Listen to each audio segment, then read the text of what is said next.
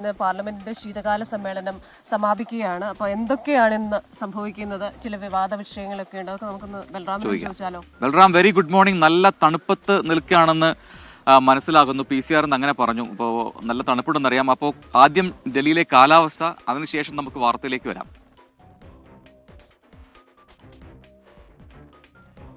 Very good morning Prajin, Christina.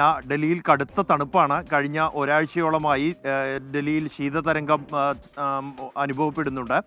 ഒപ്പം താപനില 6 ഡിഗ്രിക്കും 4 ഡിഗ്രിക്കും ഇടയിലാണ് ഈ കഴിഞ്ഞ 3 ദിവസമായി. ഒപ്പം തന്നെ ഏറ്റവും വലിയ പ്രശ്നമായി മാറിയിരിക്കുന്നത് കടുത്ത മൂടൽമഞ്ഞും ഒപ്പം തന്നെ മലിനീകരണം വീണ്ടും അതീവ രൂക്ഷമാവുകയും GRIP 4 മാനദണ്ഡങ്ങൾ വീണ്ടും ഡൽഹിയിൽ നടപ്പാക്കുകയും ചെയ്തിരിക്കുന്നു എന്നുള്ളതാണ്. ഈ 4 ദിവസമായും ഈ മലിനീകരണത്തിന് വലിയ വ്യത്യാസമുണ്ടാകുന്നില്ല.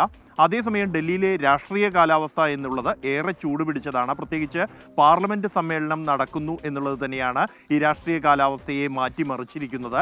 കഴിഞ്ഞ ദിവസം രാജ്യം മുഴുവൻ കണ്ടതാണ് പാർലമെന്റ് വളപ്പിനുള്ളിൽ ചരിത്രത്തിൽ ഇതുവരെയും കാണാത്ത തരത്തിലുള്ള സംഘർഷ രംഗങ്ങളാണ് അരങ്ങേറിയത്. ഭരണ പ്രതിപക്ഷങ്ങൾ തമ്മിൽ മുഖാമുഖം നിന്ന് മുദ്രാവാക്യം വിളിക്കുന്നു, പിന്നീട് അത് കയ്യാങ്കളിയിലേക്ക് എത്തുന്നു. പോലീസ് കേസ് ഉൾപ്പെടെ ലോക്സഭയിലെ പ്രതിപക്ഷ നേതാവിനെതിരെ നൽകുന്ന സാഹചര്യം ഉണ്ടാകുന്നു. BJP അംഗങ്ങൾ, ഒരു വനിതാ MP അടക്കമുള്ള അംഗങ്ങൾ നൽകിയ പരാതിയിൽ രാഹുൽ ഗാന്ധിക്കെതിരെ കേസ് രജിസ്റ്റർ ചെയ്തിരിക്കുകയാണ് ഡൽഹി പാർലമെന്റ് സ്ട്രീറ്റ് പോലീസ് സ്റ്റേഷനിൽ.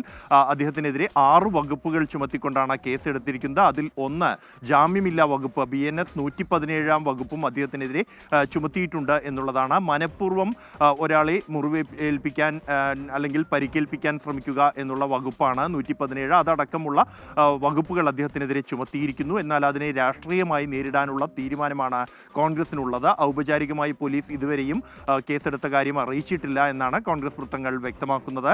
അതേസമയം ഈ പശ്ചാത്തലമെല്ലാം നിൽക്കുമ്പോഴാണ് പാർലമെന്റ് ഇന്ന് വീണ്ടും ചേരുന്നത്. ഇന്ന് പാർലമെന്റ് സമ്മേളനം അവസാനിക്കുകയാണ്. ഈ പ്രശ്നങ്ങളെല്ലാം സഭയിൽ പ്രതിഫലിക്കും എന്ന് ഉറപ്പാണ്. അംബേദ്കറിനെതിരായി അമിത്ഷായുടെ വിവാദ പരാമർശം, ഇക്കാര്യത്തിലുള്ള പ്രതിഷേധങ്ങൾക്കൊപ്പം തന്നെ രാഹുൽ ഗാന്ധിക്കെതിരെ കേസെടുത്തത് അടക്കമുള്ള കാര്യങ്ങൾ ചൂണ്ടിക്കാണിച്ചാകും ഇരു സഭകളിലും പ്രതിപക്ഷം രംഗത്തെത്തുക എന്ന് ഉറപ്പാണ്. ഈ ഭരണപക്ഷവും അത് നേരിടാൻ തയ്യാറായി തന്നെയാണ്. കഴിഞ്ഞ ദിവസവും അത് വ്യക്തമാക്കിയിരുന്നു. കാരണം ഭരണപക്ഷത്തിൻ്റെ അംഗങ്ങളെ രാഹുൽ ഗാന്ധി നേരിട്ട് തന്നെ കായികമായി ആക്രമിച്ചു എന്ന ആരോപണം ഉയർന്നു നിൽക്കുന്നു. ഇത് സഭയ്ക്കുള്ളിലും BJP അംഗങ്ങളും NDA അംഗങ്ങളും ഉന്നയിക്കും എന്ന് ഉറപ്പാണ്. ഇന്നലെ തന്നെ രാജ്യസഭയിൽ അത്തരത്തിൽ ഉന്നയിച്ചിരുന്നു. ഈ പുതിയ പശ്ചാത്തലത്തിൽ കൂടുതൽ സംഘർഷഭരിതമായി സഭാരംഗങ്ങൾ ഉണ്ടാകും എന്ന് തന്നെയാണ് പ്രതീക്ഷിക്കുന്നത്. പ്രജിൻ, ക്രിസ്റ്റീന.